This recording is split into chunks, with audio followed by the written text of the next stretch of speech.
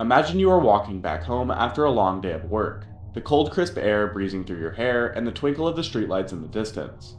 Now imagine that you happen to stumble upon what looks like an SD card on the sidewalk in front of you. However, it is very late as you have just worked a long night shift and everyone else has gone to bed. The town was completely lifeless and empty. So out of morbid curiosity, you decide to pick up the SD card, bring it home and plug it right into your PC. Things take a turn for the worse, however, when you start to discover all sorts of hazardous and illegal material stored on the hard drive. This is going to be the theme of today's video. From murder evidence including images and videos, to some more mellow creepy images, this is the most disturbing hard drives ever recovered. Hey, what's up guys, and welcome back to another video. We are going to be taking a look at anything from a simple SD card to USB flash drives. Really anything that is capable of storing content outside of your computer. And if you are curious where I got this information from, the stories and articles I use in this video will all be in the description down below. I do want to quickly tell you guys that this video does cover some pretty harsh topics, so if you are feeling uncomfortable at any point in the video, I did include chapters so you can feel free to skip ahead to whatever part of the video you would like to enjoy. And with all that being said, let's get into the first one. Story number 1 brings us to Alaska, where an Alaskan woman was taking a stroll in downtown Anchorage just after 4 p.m. around mid-September 2019, when she noticed a digital memory card on the ground and decided to pick it up. Police say the contents saved on the SD card may have helped solve a killing. Anchorage authorities, in a matter of weeks, announced the arrest of 48-year-old Brian Stephen Smith for the killing of a woman identified by police as Kathleen J. Henry, who was 30 years old. Smith was officially sentenced to 226 years behind bars on July 12, 2024. He's been charged with first-degree murder. The SD card, police say, provided a trove of horrific evidence of the alleged killing. The card was labeled "Homicide at MIDTOWN MARRIOT," and it contained 39 images and 12 videos, all depicting what appeared to be a strangulation at the hands of Smith, who had some sort of English-sounding accent when he spoke, according to charging documents filed by Alaska prosecutors. In one of the videos, the woman is seen attempting to scratch at the man's wrist with her right hand to get him to stop. The man strangling the female would stop occasionally, and the female would eventually gasp for air. When they were able to determine that this was an actual crime, the investigation really started to speed up. After further investigation, detectives matched hotel records from a Marriott in downtown Anchorage with the saved dates on the images and the videos. The carpet in the images and videos matches this hotel's carpet, prosecutors wrote in the document. Days later, police received a call from a resident who had found human remains on a highway about 20 minutes from downtown Marriott. Detectives obtained a search warrant for the phone records of Smith, and authorities say it pinged at the location where investigators had discovered the remains of the woman believed to be the victim depicted in the images. One photo on the memory card shows a black pickup truck, with part of the vehicle's license plate visible. According to prosecutors, authorities say they connected the pickup truck with a license plate, connecting those numbers to Smith. There were 7 images of a woman lying face down on what appeared to be a black bed of a truck, prosecutors wrote in the charging document. During a court appearance in the following days, a judge set Smith's bail at $750,000 and appointed a public defender to represent him. Smith, at the time of recording this video, had not yet entered a plea. The Anchorage Police Department extended its gratitude to the citizen who stepped forward with the evidence of this crime. Police said in a statement, they played an instrumental role in making sure Smith will be held accountable for his actions. Now, if you thought that story was disturbing, this next story is absolutely sickening.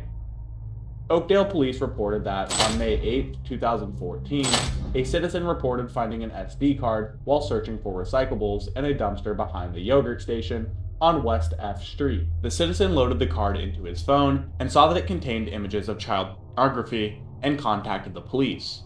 Police coordinated with the High-Tech Crimes Task Force in series for forensic investigation of the card. The card was found to contain over 2,500 images and 150 videos of child pornography. According to investigators, some of the images contained selfies of an individual along with pornographic images. Investigators were able to use forensic information from some of the selfie images to learn the area where the photos were taken. Also, police examined the photos and were able to identify the suspect based on Oakdale police mugshots and the unique tattoos of the individual. When we brought up the pictures of this guy, Officer Gary Vanderheiden was able to recognize the guy based on his tattoos, said Sergeant Joe Johnson. We've had numerous contacts with this guy before. Police identified the suspect as Timothy Brian Werloff, 24, of Oakdale. Detective Bill Carter, with assistance from Surrey's police detective Britton Moore of the task force, obtained a search warrant for Werloff's residence at an address in Leslie Court in the city. On Thursday, May 22, 2014, Oakdale Police and high-tech crimes detectives served the search warrant on the suspect's home. Werloff wasn't present at the time, and officers recovered a computer and other electronic devices.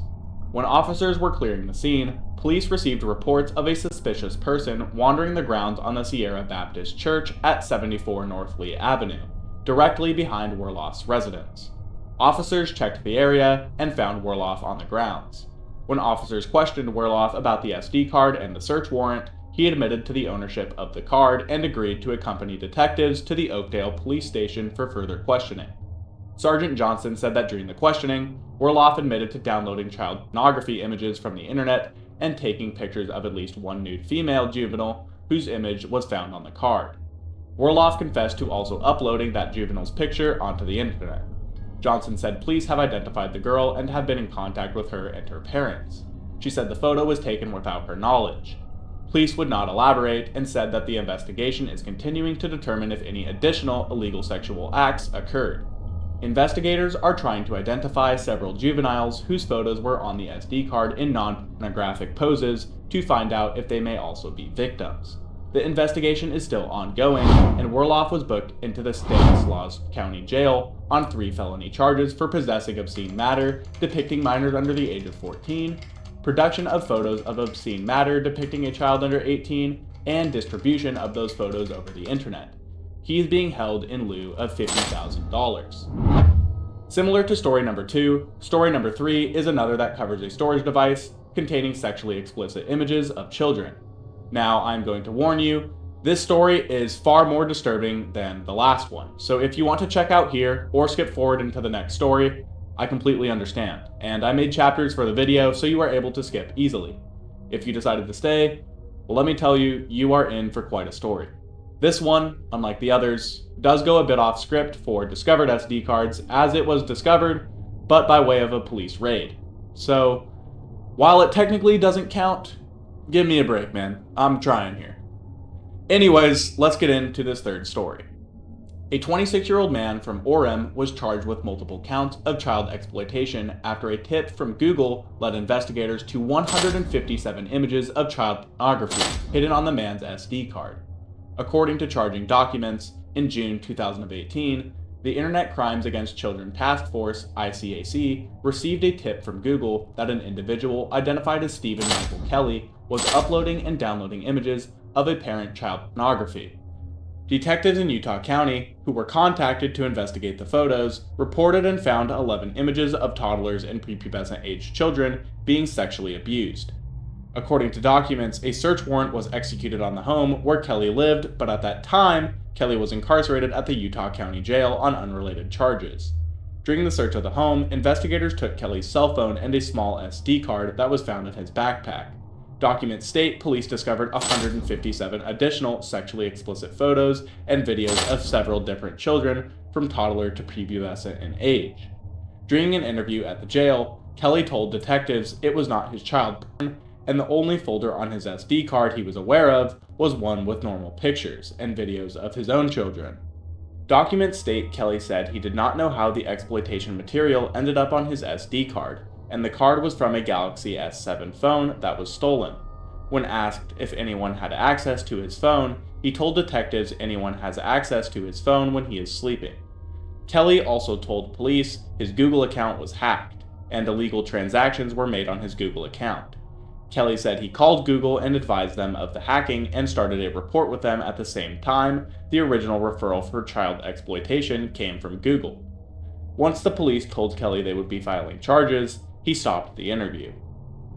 And alright guys, that wraps up some of the most disturbing hard drives ever recovered. and I enjoyed making this video as it kind of reminded me of the documentary style videos I used to make, mixed with some of the eerie Reddit story vibes. But just let me know what you guys would like to see in the future down in the comments section below. I appreciate all of you for watching, and especially those of you who watched up until the end. Thank you so much for watching. It truly helps out the channel, and it means the world to me. And with all of that wrapped up, I will see you guys next week, and that's it for this one. See ya.